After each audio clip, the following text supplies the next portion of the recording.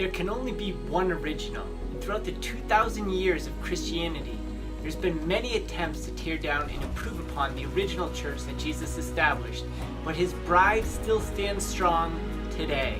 When Jesus ascended into heaven, he didn't leave us orphans to figure it all out on our own. He left us with a deposit of faith, oral teachings, and a church to guide us. This church is not just an invisible church or an imaginary church or some vague interpretation of Revelation. His church is not a needle in the haystack of denominations for us to discover on our own. Jesus did not hide his light under a bushel, and the gates of hell have not prevailed against his church. His church is the salt of the earth, the light of the world, a city set on a hill, the pillar and foundation of truth.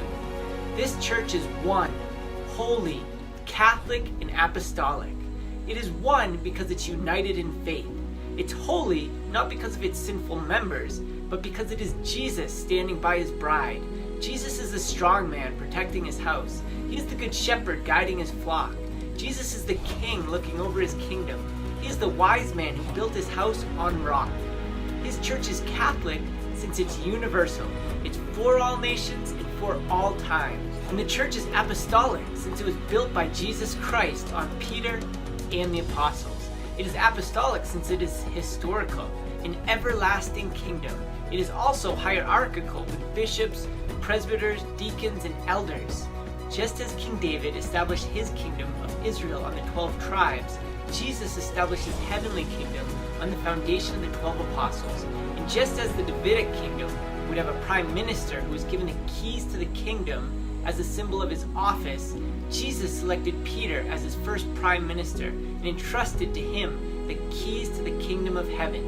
The one holy Catholic Church has an unbroken line of apostolic succession, and every bishop can be traced to the original 12 apostles. Through the guidance of the Holy Spirit, anointing, laying on of hands, breathing of the Spirit, we can see an actual church with a visible and real authority whose teachings we can trust. While it is very easy to tear something down, it is not easy to build something up and to uphold it and sustain it over time. The Bible teaches us that unless the Lord built the house, the builders labor in vain. Unless the Lord watches over the city, the guards stand watch in vain. And if it is from God, we will not be able to stop these men. You will only find yourselves fighting against God. There can only be one original, and through the grace of God, that one holy Catholic and apostolic church continues to lead believers to the fullness of the Christian faith.